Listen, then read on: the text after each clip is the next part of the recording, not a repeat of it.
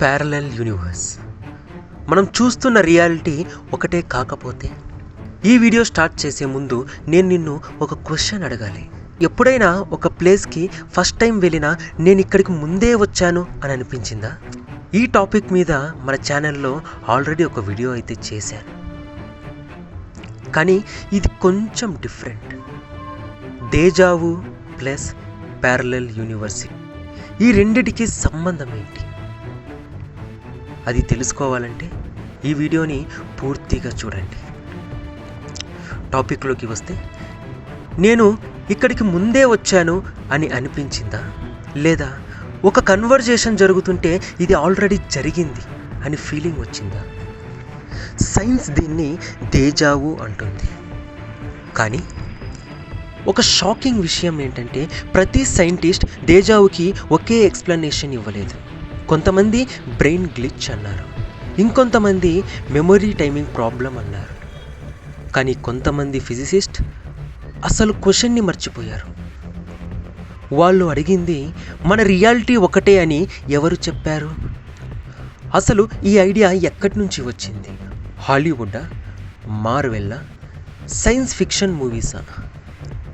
లేదు, parallel universe అనే idea 2500 సంవత్సరాల క్రితం ఏన్షియంట్ గ్రీస్లో పుట్టింది. డెమోక్రిటస్ అనే ఫిలాసఫర్ ఒక షాకింగ్ ఐడియా చెప్పాడు. మన వరల్డ్ ఒకటే కాదు, ఇంకా చాలా వరల్డ్స్ ఉన్నాయి. ఆ రోజుల్లో టెలిస్కోప్స్ లేవు, ఫిజిక్స్ లేదు, ఎవిడెన్స్ లేదు, కాబట్టి అది ఫిలాసఫీగానే మిగిలిపోయింది. కానీ సమయం గడిచింది, సైన్స్ డెవలప్ అయ్యింది, క్వశ్చన్స్ మాత్రం చచ్చిపోలేదు. 1957 అమెరికా ప్రిన్స్టన్ యూనివర్సిటీ 27 సంవత్సరాల యువకుడు హగ్ ఎవరెట్ III, ఒక నార్మల్ స్టూడెంట్, కానీ అతను రాసిన ఒక పేపర్ ఫిజిక్స్ హిస్టరీని 2 ముక్కలు చేసింది. క్వాంటమ్ ఫిజిక్స్లో ఒక ప్రాబ్లం ఉండేది. పార్టికల్ని అబ్జర్వ్ చేయకముందు అది ఒకేసారి చాలా పాసిబిలిటీస్లో ఉంటుందని ఎక్స్పెరిమెంట్స్ చూపిస్తున్నాయి. క్వశ్చన్, అబ్జర్వ్ చేసిన తర్వాత మిగతా పాసిబిలిటీస్ ఏమవుతాయి? అందరూ డిసపియర్ అవుతాయి అన్నారు, కానీ ఎవరెట్ నవ్వలేని ఆన్సర్ ఇచ్చాడు. డిసపియర్ కావు, అవి కంటిన్యూ అవుతాయి, కానీ వేరు వేరు యూనివర్సెస్లో. వినడానికి చాలా షాకింగ్గా అనిపిస్తుంది. ఆ తరువాత పేపర్ పబ్లిష్ అయ్యింది. Reaction, impossible, non sense, evidence ఎక్కడా అని రిజెక్ట్ చేశారు. ఎవరెట్ థియరీని ఆల్మోస్ట్ ఎవరు సీరియస్గా తీసుకోలేదు, కానీ డికేట్స్ గడిచాయి. క్వాంటమ్ మెకానిక్స్ డెవలప్ అయ్యింది. అప్పుడు కొంతమంది ఫిజిసిస్ట్ మేబీ ఎవరెట్ కంప్లీట్గా తప్పు కాకపోవచ్చు అని డిస్కస్ చేయడం స్టార్ట్ చేశారు. ఇప్పటికీ మెనీ వర్డ్స్ ఇంటర్ప్రిటేషన్. ఫిజిక్స్లో మోస్ట్ డిబేటెడ్ థియరీస్లో ఇది ఒకటి. మరి దేజావు? ఇక్కడే ఇంటర్నెట్ ఒక డేంజరస్ థియరీ క్రియేట్ చేసింది.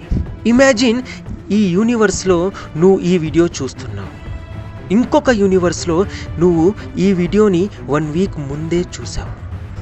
అక్కడ జరిగిన మెమొరీ కొన్ని మిల్లీ సెకండ్స్ నీ బ్రెయిన్ని టచ్ అయితే అదే దేజావా లేక సైన్సా? కాదు, ఎందుకంటే ఎవిడెన్స్ లేదు. కానీ క్వశ్చన్ మాత్రం ఇంకా ఉంది. మరి మూవీస్ ఎందుకు? Marvel, Interstellar, everything everywhere all at once, coherence. Parallel universe concept మీద ఎన్నో మూవీస్ వచ్చాయి. ఎందుకు? డైరెక్టర్స్కి సీక్రెట్ తెలుసా? లేదు, వాళ్ళు యూజ్ చేసింది ఒక అన్ఆన్సర్డ్ సైంటిఫిక్ థియరీ మాత్రమే, ఆన్సర్స్ లేని క్వశ్చన్స్. స్టోరీ రైటర్స్కి గోల్డ్ లాంటివి. అందుకే ఈ కాన్సెప్ట్ ఎప్పుడు ఆడియన్స్ ఇమాజినేషన్స్ని వదలదు. ఇప్పుడు ఫోన్ పక్కన పెట్టు, 1 నిమిషం ఆలోచించు. ఈ సెకండ్లో నువ్వు ఈ వీడియో కంప్లీట్ చేసావు, కానీ మెనీ వరల్డ్స్ థియరీ నిజమైతే ఇన్ఫినైట్ యూనివర్స్లో ఇన్ఫినైట్ వర్షన్స్ ఆఫ్ నువ్వు డిఫరెంట్ డెసిషన్స్ తీసుకుంటున్నారు. ఒకడు సక్సెస్, ఒకడు ఫెయిల్యూర్. ఒకడు ఈ వీడియో స్టార్టే చేయలేదు, మరి ఒకడు ఈ ఎగ్జాక్ట్ డైలాగ్ని ఆల్రెడీ విన్నాడు. సైన్స్ ప్యారలల్ యూనివర్స్ని ప్రూవ్ చేయలేదు, అలా అని డిస్ప్రూవ్ కూడా చేయలేదు. అంటే ఈ స్టోరీ ఎండింగ్ ఇంకా రాయలేదు. మేబీ ఒకరోజు సైన్స్ మన రియాలిటీ గురించి మనం ఎప్పుడూ ఊహించని ఆన్సర్ కనిపెట్టచ్చు, లేదా మన యూనివర్స్ ఎప్పటికీ ఒక మిస్టరీగానే మిగిలిపోవచ్చు. కానీ ఇదంతా థియరీ మాత్రమే. ఇక్కడి నుంచి స్టోరీ ఇంకా డేంజరస్ అవుతుంది.